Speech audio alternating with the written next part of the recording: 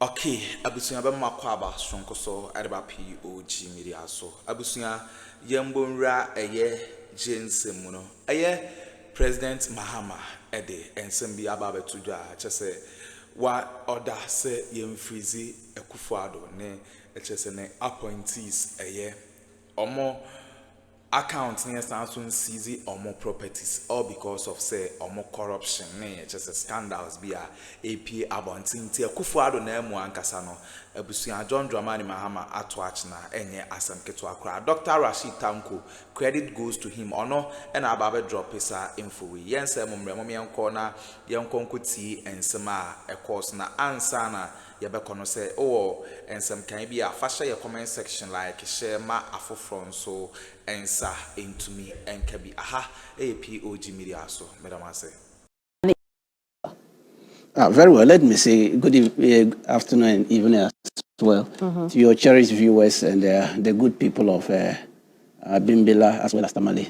You know, I'm from two parts. I see. From Bimbilla, northern region, as well as Tamale. They are my cherished people. I wish them well. And then they've started the fasting. You know, this is the month of Ramadan. I wish them well. I pray that my people should be able to go through the fasting successful without any problem. Well, one of the biggest achievements of the NDC in the less than 2 months that we are in office is the air of freedom. Ghanaians are briefing. Air of freedom. The air of freedom? I'm telling you. What does that mean? We're in bondage. The country was in bondage. It was like we're in an era of slavery, where some group of people were just using the country as if it was their bona fide property. The mess they could just look at the mess they created. You heard the president when he presented the State of the Nation. Right. So the air of freedom, it's like you have captured a bird and put it in a basket. The day you remove the cap, you see how the bird will fly out. This is how Ghanaians are now feeling. Air of freedom. The Ghanaians are now free. It appears we have regained some fresh independence. That one alone is an achievement. I see. Apart from that, for the first time that you have a government that within 14 days, having sworn into office, was able to form its cabinet. That's never happened. That shows how serious this government was. Well, that's a promise you made, so you have to keep it. And we have, how many presidents has made such promises and they've kept it? The promises we have made, I can assure you we are almost there. We have not even crossed 2 months. But almost the biggest ones that we promised that we're going to do within the 120 days, we have achieved them. Talk of the Education Forum, haven't they? It's ongoing. Talk of the Constitutional Review Committee. It's been set. The committee has been set up. Yeah. Talk of the Economic Forum that we are going to do. Is the committee not being formed? They're in the process of meeting. Okay? We have done all these things. The aura is uncovering a lot of loots. Very soon, people are going to be hot. Very soon? Very soon, people are going to be hot. It won't be long. They will be very hot. Because we are not going to leave even 1 penny for anybody. If you run, we know where your properties are. And I'm happy the president said they should start freezing their accounts and then take hold of their properties. Those running away, we'll get them. Even if it means we should talk to Interpol to fish them out for us, we will extend that courtesies that is accruing for a state government. Look for them. But this freedom you talk about, how is it? People are going to be hot. Very soon? Very soon, people are going to be hot.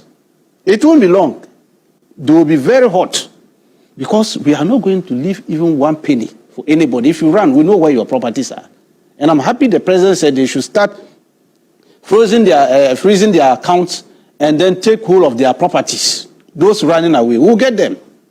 Even if it means we should talk to Interpol to fish them out for us, we will extend that courtesies that is accruing for a state government. Look for them. But this freedom you talk about, how is it impacting the bread and butter issues for the Ghanaian people? Is life any cheaper? Life is cheaper as of now. Oh, how so? Interest rate is coming down. It's not coming. Haven't you seen that? The minister just posted it recently. Finance minister. Interest rate is coming down. Was he referring to the treasuries or? Yes, the treasuries and all this. Things are going down. Okay. And then you can see that businesses are not picking up.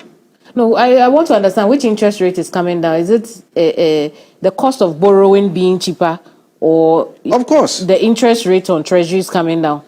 Look, the cost of borrowing is coming down. For individuals, I mean. Of course, and even corporate organizations as well. You cannot do business with 39% interest. It doesn't make sense. As we speak now, it's not coming down. The dollar is a bit stable, although we are still within the range of 15. Okay, in the black market, you get it 15.2. The interbank rate is quite better. Are you getting it? It means it's coming down. Things are going better. Are you getting it? I see. Government is... Look at these bond holders. We have been able to pay them their coupons. Is that not true? Our grandfathers, who they cut their head, even they already have sakura, they nearly removed their skins. Our grandfathers. The point the minority has made about that bond payment is that if you say that you didn't come and meet any money, where did you get that money from to make the payment? Because they approved the budget that created that money before you came into office. They were not magnanimous in how to handle finances of this country. We know the brain, we have the skills as how to manage these things. That's why for 8 years, our grandfathers were doing demonstrations and running and picketing at the finance ministry. They didn't know how to handle this matter. They only know how to steal government resources. Okay, we have been able to do it within the shortest possible time. Our grandfathers are no more picketing. They are no more doing demonstrations. That's why I say air of freedom has come back. You see, this is what we are to look. For the first time, the president sat with organized labor to come out with the what? The minimum wage. Have you ever seen that before? For the 8 years, have you seen it coming from these people? Well, but the president started with organized labor because the 10% was just a fraction of what organized labor was looking for. And so the president used his clout, so to speak, his position as president to be able to do the negotiations.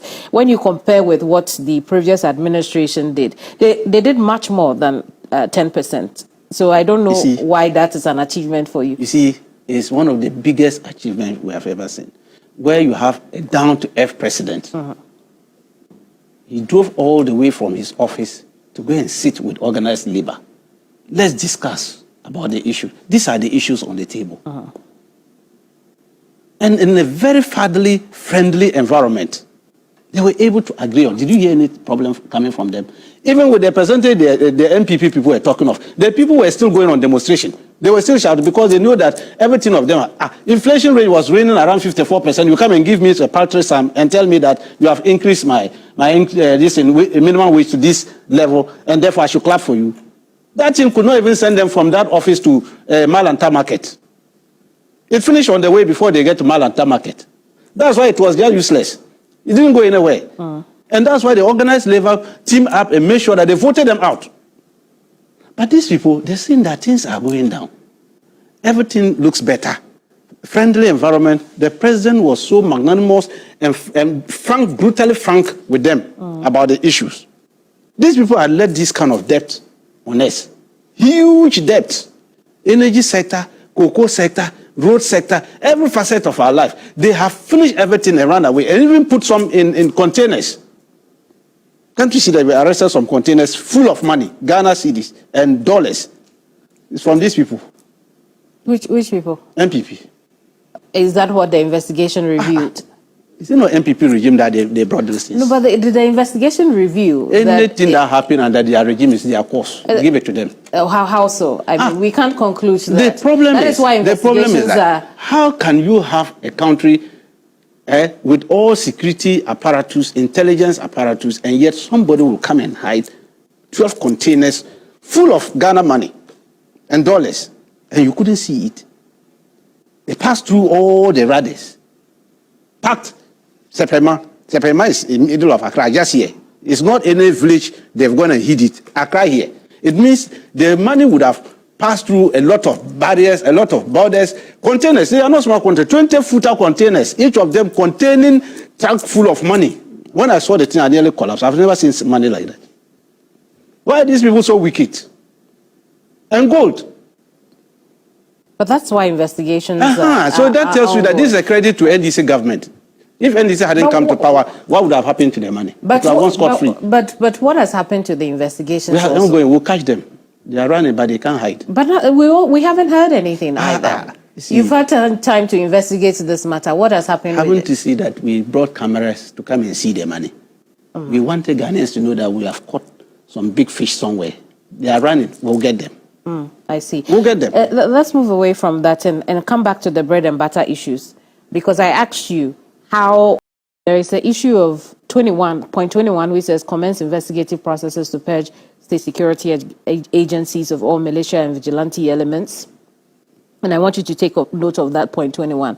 Reopen investigations into major unresolved criminal cases, including the 2020 election killings, Ayawaso West Wogon by election violence, murder of Ahmed Swale and Silas Ulukame.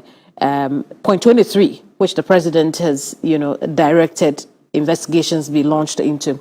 The last one is to initiate a probe into the man-made disaster caused by the VRS spillage from the Akosombo Dam and the Pong Dam as well. So point 21 and 24 is what I want us to focus on.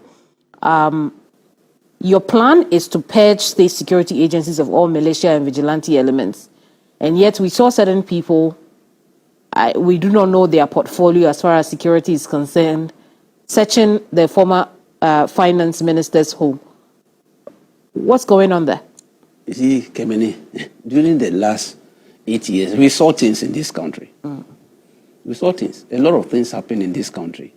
And it's just that God made us to survive it. And that's why I say we should have given people a certificate of survival under these people. When we went and put a bill, that vigilante bill, and now pass it into act, we didn't know that these people had a plan. They had migrated all their vigilante guys into state security. So NPP didn't have any vigilante. All of them were migrated into the state security. We only saw it during the year or so by-election. When they brought them, you saw it, your cameras were there. How they brutalized the people over there. These were not professionals. These were just hoodlums. And you want to get rid of these hoodlums, yes, as you call them, yes, from the national security apparatus. Yes. But I'm making the point that what we saw from the videos and pictures provided during the search of the former finance minister's home, you are contradicting point 21 in your social contract when we don't know the portfolio of the people who went to conduct that search. Who are those people who went? What do they do? They are state security. I see. They are state security. Richard Jakpa is now state security. Richard Jakpa is the director of operations, special operations at national security. Right. That's one thing people don't know. He's the director of special operations at national security. He led the operation. All the team members he used were state apparatus, state security. They were not people who had recently been drafted. No. They were not. They were people existing state security. He's the only person who is a new person among the team that led there. Right. Okay. Therefore worked with me in the directorate. Very professional ex-military officer. Okay. So we will not go that path. What we are saying is that these people put a lot of hoodlums into the state security. They are just not professional. Some of them were even arrested by themselves. NPP administration as armed robbers. State security. Some were police, some soldiers arrested. I mean, you covered it. Well, I mean, and you are putting that at a doorstep of the NPP. I mean, I'm trying to understand the point you're making. What are the people who recruited them? What kind of investigative background did they do about those people before putting them in the secret? I remember those days. But you know those are not isolated incidents. It appears to happen. Look, but it became rampant under their regime because a lot of the armed robberies were led by these guys. Which guys? Military and police guys. And they were just recently recruited guys from 2017, 2018, thereabout. Which investigation shows what I'm saying that we have it. Anytime they send them to court and they were looking at their numbers, staff numbers and other things, it indicated that there were new people. New recruits. New recruits put in there. And I'm saying that these are the problem we have with these people. What kind of, even currently, do you know the people they sent just recently for training? Our team went there. It will marvel you. How can you go and put a 41-year lady to go in for a training? What is that? It's such an old lady. These are the people they were doing. And some of them, look, I said very soon you hear a lot of story. They sold some of the slots to the people. I see. They didn't do any background check. Bring money in and have back the ground. So, and then they are there. They brought them plenty like that for training. So I pity them. I look at them and I look at, what kind of investigation background did they do about these people before bringing them for training? So I'm trying to understand again. Let's take on the subject matter of Richard Jakpa, who is now the Director of Special Operations at the National Security Secretariat. Now, this was a gentleman who was undergoing trial, so to speak. Just to clarify the point, he was on trial for causing financial loss to the state. Subsequently, the case was, cleared and dropped against him, and then the new administration decides that we will draft the businessman into our national security, and we also given the backdrop that his military credentials were called into question. How do you convince the Ghanaian people that you haven't just repeated what you're accusing the previous administration of? I see, sometimes I look at these people and I say, I don't understand them. When the Attorney General went to court and entered nolle prosequi, he was part of it, he and our current minister. You remember the episode, well, we even held press conference about it, when the then Attorney General was forcing Jakpa to implicate the current finance minister. So that evidence. That issue has been dealt with. Remember the judge ruled on that matter? Yes, and I'm saying that matter, that led to the quashing. The same court also quashed the matter, the issues. So he was not under investigation because they only went for appeal. The appeal was pending, right? Right. When we came and said that this man, you didn't even have evidence. You were even forcing the other, the persons you were prosecuting to implicate the other person. Wasn't that what they were doing? That's why we thought that these people didn't have any evidence against them. So again, let me clarify the question I'm asking. I'm not going back to the trial. I am asking, based on what credentials are you putting Richard Jakpa in the in national security? Again, given the backdrop that he was undergoing trial, he was subsequently released from the trial, discharged from the trial. His military credentials had come up. This was supposed to be a businessman, not a member of the NDC. And so, what was the credential? I mean, how do you convince the Ghanaian people you're not doing the same thing that you accuse the NPP of doing, filling national security apparatus with your people? Jakpa is a fine ex-military officer. He has any issue against him at all whatsoever. Even when they brought that military thing, that reporting, he was not indicted for any crime. He just didn't want to do the job again. He just didn't want to do it. So we didn't even know the reason why they brought that in. To do what? Because if reading the document that they exhibited, the NPP were banding around, didn't implicate him in anything. It's just that the gentleman felt that I was not interested in doing the job again. And he exited. No case against him. This trial thing, you have just said it. They were acquitted and discharged. There was no issue against them. He's a fine gentleman, a brainy young man in terms of investigation and all that. Very well. The president look at it clearly. If you have any evidence against him, bring it. The fact that people are just banding things around social media and other things is not enough, because the president is sitting on a lot of intelligence. You think the president, if he hasn't got enough intelligence from the military high command and other things, he would have put him there? This is a former president. He knows what he's doing. He's not a fresh president that you can just come and bundle anything on his face and think that he will go with it. He will do his own background checks about you. He will make sure that he get his security service. In fact, now we call them BNI. It used to be called BNI. It's now NIB. We have to even change that name. You want to change that name? Of course. Very Why? soon. Oh, what is NIB? What is NIB? National Investigative Bureau. The scope is too small. The scope is too small. We're going to widen the scope. And yes. How will the BNI widen the Bureau of National Investigations? Very soon. Change the name? Yes, to bring it so that the scope will now be properly structured ahead, so that it can go for the work. It's supposed to be working like the FBI right. or CIA. You see, that is the kind of is the intelligence wing of the security service. Right. Okay, but look at these people. Go and read the act, the Security Intelligence Act, and see what they have done to the BN and now NIB. And you see that's why they were like two-fledged bulldog under their regime, so that they can get away with what they were doing. It was a plan, a strategy. If you are into security palace, you know what I'm talking about. They know what they were doing. They have reduced their power to the extent that they put some small boys over there, and they were just doing nothing. So they were just getting away. You've removed all those people very soon. Very.